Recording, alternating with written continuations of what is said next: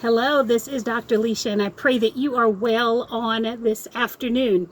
So, I wanted to come on for just a few minutes to talk about judging. You know, judging, like having your opinions about someone's life, their actions, their decisions, what they got on, what they do with their lives. Because I think we're all a little judgy. I don't know about you, but I'm a little judgy at times. And so the Bible talks about how we should not judge unless we want to be judged. And sometimes we forget that that is the case because we are always making our assessments or having our assumptions about how other people navigate the world. Today, I wanted to talk about this is because I've been just kind of thinking through a conversation I had a few weeks ago with someone as they were technically telling me how they were monitoring how often someone went to the altar. Not just one person, but how a couple of people went to the altar and they were like, well, I mean, why are you always going to the altar? And I said, well, I mean, if we're all honest and if we're Christians and we understand the reason for the altar, we all kind of need to stay on the altar, okay?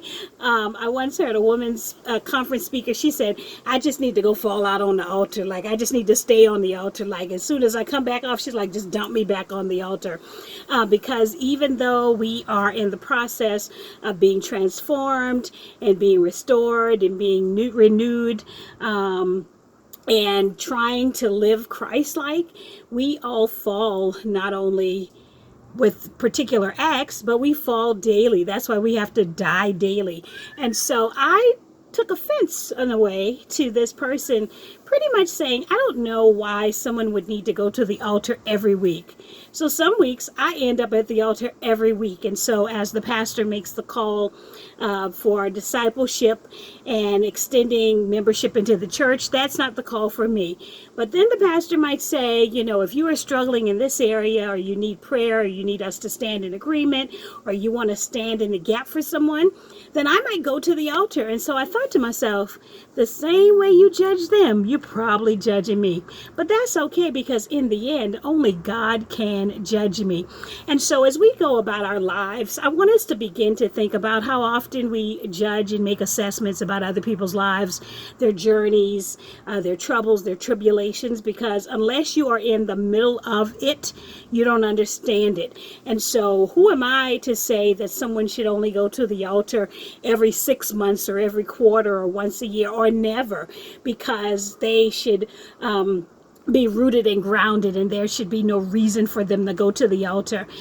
The Word of God says, I die daily. And so in that dying daily, that means I have to, as the speaker said many years ago, I got to keep throwing myself back on the altar, because I know that there are things in my life, no matter how you are called by God, no matter your title, if you're a minister, if you're ordained, if you're a pastor, you have to surrender to God and say, God, I need thee, oh, I need thee. And so when some of us go to the altar, that is essentially what we are saying. We're saying, God, we need you.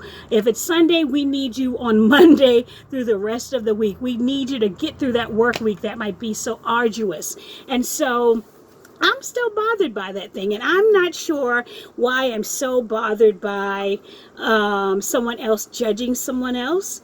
But I guess because maybe I judge people, and maybe God is calling me to, instead of judging someone's walk, someone's journey, how they navigate the world, maybe I just need to consider my own ways and judge not unless I be judged. And some of us are judged privately, and then some of us are judged publicly.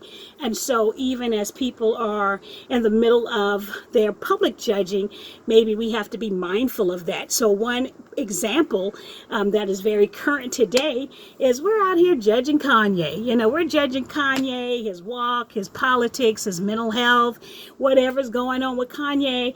My prayer is that whatever God needs to do with Kanye, God does it with Kanye. I haven't listened to Yeezy, whatever. I don't have none of his clothing. Haven't bought an album. You know, there's some hits he had back in the day that I love. But my prayer for Kanye is that the God that he proclaims and the Jesus that he proclaims would wrap Kanye in his arms, would embrace Kanye and would restore him and bring him into complete healing, whatever that looks like for his life. And so the same way that we judge a public figure like that, we also judge our family, our friends, and maybe that is why we have some of the tension and the distance we have in our lives, because we are always just being so judgy.